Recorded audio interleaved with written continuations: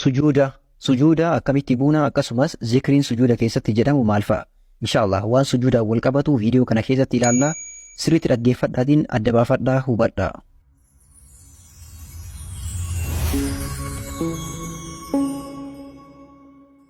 Bismillahir Rahmanir Rahim. Alhamdulillahi Rabbil Alamin. Assalatu wassalamu ala Rasulillahi sallallahu alaihi wasallam.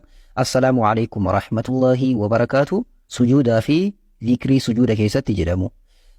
Jalqaba sujuuda jechuun maalidha? Sujuuda jechuun adeemsa salaata keessas ta'ee salaataan ala haa ta'uu sujuuda jedhamu hiikkaan isaa maal jechuudha? Kallachaan lafa bu'anii sagaduudha. Kallachaan lafa bu'anii sagaduun maal jedhama? Sujuuda jedhama. Sujuuda jechuun kan'a. Sujuuda bu'uun akkuma beekamaa ta'ee arkaana salaataa 14 keessaa isa tokkodha. Zikriileen sujuuda keessatti jedhaman kan waajibaata salaataa keessatti lakkaa'aman ni jiru. Akkasumas zikriileen biroollee kan sunnaa salaataa irraa ta'an ni jiru jechuudha. Kanaaf viidiyoolee arkaana salaataa, waajibaata salaataatii fi sunana salaataa jedhu seenaatiin ilaalaa adda baafadha. Akkamitti bu'an? Sujuuda haala kamiin buuna? Shari'aan akkamitti bu'aa jedha. Jalqaba yeroo sujuuda buunu maaliin buunaa? Sunnaan jaalatamaan mazhabni ulamaa'ii afranii warri maalikiyyaa, shaafi'iyyaa, warri imaamu ahmediitii fi warri hanafiyyaan ijmaa'a isaanii yookaan hedduun isaanii wanti jedhan maalidha? Jalqaba jilbaan dura bu'anii jedhan. Harka dura maaliin bu'anii? Jilbaan bu'anii. Kana jechuun namni tokko jalqaba jilbaan bu'aa ittaansee harki isaa dhufaa jechuudha. Haala kanaan bu'anii.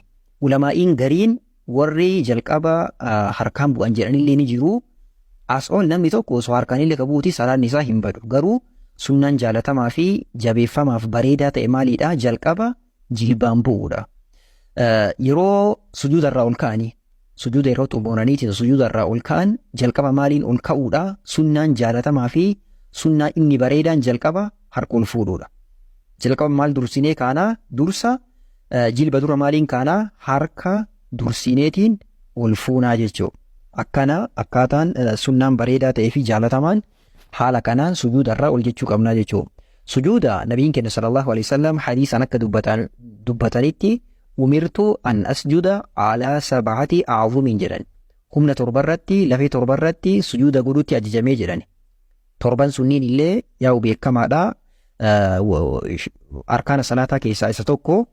Isaanis harka yookaan shanacha lamaanii, quba miilaa lamaanii, jilba lamaanii, kallacha mataa funyaan wajjin akka tokkootiin lakkaa'ama. Kallachaa fi funyaan. Namni gariin ka funyaan dhiisu jira. Sirrii miti salaanni jalaa bada. Funyaan illee kallacha waliin dirqama lafa tuquu qaba.